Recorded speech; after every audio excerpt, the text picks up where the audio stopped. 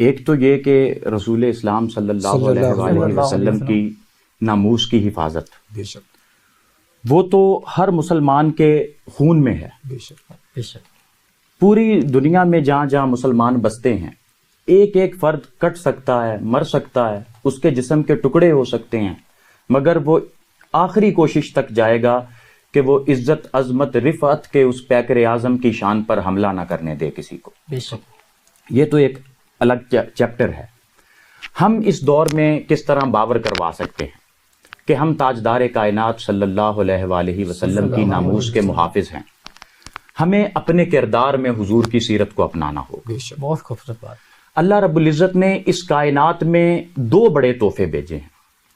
ایک تحفہ جو 12 ربیع الاول تاریخ انسانی کا سب سے بابرکت دن اپنے محبوب کی صورت میں ہم پر احسان عظیم کر کے دیا ہمیں.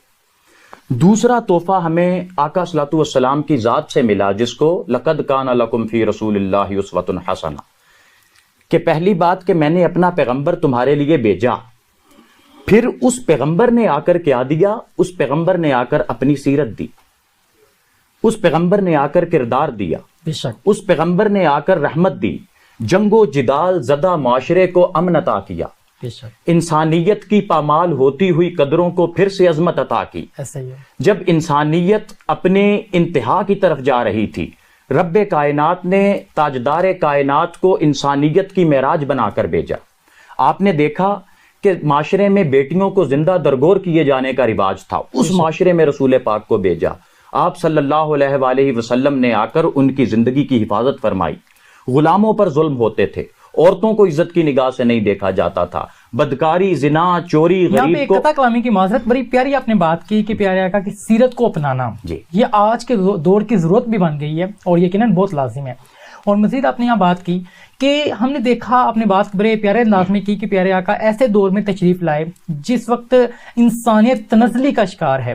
اور آج کے دور میں جب ہم پیارے آقا کی سیرت کو اپنا رہے ہوتے ہیں اور ہم بہت سے لوگوں سے بات سن رہے ہوتے ہیں کہ آج کے دور میں سیرت کو اپنانا مشکل ہے، پیارے آقا کی سنتوں پہ عمل کرنا مشکل ہے، آج کے دور میں مسائل ہیں. لیکن آج اگر ہم دیکھیں اتنی تنزلی نہیں ہے معاشرے کے اندر، وہ معاملات نہیں ہے معاشرے کے اندر، اتنی جہالت نہیں ہے معاشرے کے اندر، لیکن اس کے باوجود بھی ہمیں عذر پیش کرتے نظر آتے ہیں ہمیں لوگ. اور ہم خود بھی ان چیزوں کو جب دیکھتے ہیں یا ہم پرفارم کرنا چاہ رہے ہوتے ہیں تو ہمیں مشکلات سامنے پیش آ رہی ہوتی ہیں. تو بہت سے لوگ اس وقت ہمیں دیکھ رہے ہیں، خاص طور پہ ینگسٹرز جن کے مائنڈ میں یہ سوال آتا ہے. تو پوچھنا میں اب آپ سے یہ چاہوں گا کہ ایک طرف وہ معاشرہ جو تنزلی کا شکار ہے اور اس میں پیارے آقا تشریف لائے، اور تشریف لانے کے بعد آپ کا کردار تو یقیناً داغدار ہو ہی نہیں سکتا، لیکن آپ نے اپنی پریزنس کی وجہ سے جن لوگوں کو موٹیویٹ کیا، جن لوگوں کی تعلیمات کی، انہوں نے جو انداز اپنایا وہ بھی رہتی دنیا کے لیے ایک مثال ہے. اور آج جب ہم ایسے معاشرے کے اندر ہیں جہاں پہ اتنی زیادہ تنزلی نہیں ہے انسانیت کے حوالے سے، اقدار کو اتنا زیادہ پامال نہیں کیا جا رہا، تو آج ہم یہ عذر جب پیش کرتے ہیں تو ہمیں کیسے یہ انداز کو، وہ انداز کو کیسے آج کے دور میں اپنا سکتے ہیں؟ ایگزیکٹلی میں یہی کہنا چاہ رہا تھا کہ آپ اگر اس دور کو دیکھیں جو دور جاہلیت تھا اور آج کے دور کو دیکھیں تو بڑا فرق ہے. آج دنیا گلوبل ولیج بن گئی ہے، آج انٹرنیٹ ہے، کمیونیکیشن ہے. کمپیریٹیو اسٹڈی آف ریلیجن کریں، اس کے اندر بھی یہ چیز کامن ہے کہ جو اخلاقیات ہیں وہ کامن ہیں، تقریباً کامن ہیں. اگرچہ اسلام کے اندر اس کے اندر بہت زیادہ زور دیا گیا اور پریکٹیکلی ہمیں پرفارم کر کے بھی دکھایا گیا، لیکن وہاں پہ بھی درس دیا جاتا ہے اور ان کامن ان چیزوں کو اپنا لیا. اب انہوں نے کیوں اپنا لیا یہ تو اس کے اوپر یقینی سی بات ہے، ایک ریسرچ کی جا سکتی ہے ان کون سے فیکٹرز ہیں. جو بھی ہے، ہمارے معاشرے کے اندر دینی تعلیمات بھی ہیں اور ہمارا معاشرہ بھی جو اقدار کے حوالے سے اگر ہم دیکھیں، ہمارے یہاں پہ آج بھی جو مسلمان کا درد بانٹا جاتا ہے یا ایک انسان کو انسان سمجھا جاتا ہے، وہ آج چیزیں موجود ہیں. لیکن کیا وجوہات ہیں، کیا مسائل ہیں کہ ان چیزوں نے بہت زیادہ گریب کیا ہے سوسائٹی کو کہ معاشرے کے اندر پرابلم بڑھتے چلے جا رہے ہیں اس حوالے سے؟ سر اس کی بنیادی وجہ صرف یہی ہے کہ ہم لوگ اپنی اصل تعلیمات سے ہٹ کے ہیں. بالکل ٹھیک. یہ بات درست ہے کہ ہمارے مضامین میں، ہمارے نصاب میں کچھ نہ کچھ حصہ ہوتا ہے، مگر ان چیزوں کو ہمارے کردار میں راسخ نہیں کیا جاتا. یہ میلاد کیا ہے؟ صرف اسی لیے ہے نا، علموا اولادکم حب نبیکم، اپنی اولادوں کو نبی اکرم کی محبت سکھائیں، نبی کا کردار بتائیں، نبی کی سیرت بتائیں. تو یہ بھی ایک طریقہ اور میتھڈ ہے. ہم یہاں بیٹھ کر جو پروگرام کر رہے ہیں یہ بھی ایک طریقہ ہے کہ ہم لوگوں کو تاجدار کائنات صلی اللہ علیہ وآلہ وسلم کا اعلیٰ اور مثالی کردار پیش کریں، جس کو دنیا جن اخلاقیات پر عمل پیرا ہو کر آج ترقی کے سفر پر گامزن ہے. آپ نے ابھی خود فرمایا کہ تاجدار کائنات نے جو اخلاقیات کا درس دیا وہ آج دنیا کے معاشروں میں اور دنیا کے دیگر مذاہب سے اتنا بلند ہے کہ دنیا کا کوئی مذہب بھی اس کی مثال پیش نہیں کر سکتا. تو ہم وہ اقبال نے کہا تھا کہ وہ معزز تھے صاحب قرآن ہو کے، شاید اسی طرح کا وہ معزز تھے زمانے میں مسلمان ہو کر، ہم خار ہوئے تارک قرآن ہو کر.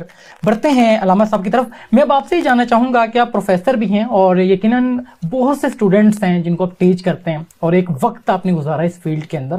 بینگ اے اسٹوڈنٹ میں نے بھی یہ دیکھا کہ معاشرے کے اندر یا ہم اسٹڈیز کے اندر پڑھ رہے ہوتے ہیں کہ ہمیں جھوٹ نہیں بولنا چاہیے، ہمیں یہ نہیں کرنا چاہیے اور یہ چیزیں جو ہے وہ ہم ایک اسپیسیفک ٹائم کے لیے مائنڈ میں رکھتے ہیں کہ ہمیں پیپر میں ایز اٹ از لکھنی ہے اور اس کے اگینسٹ جو ہے ہمیں گریڈس مل جاتے ہیں.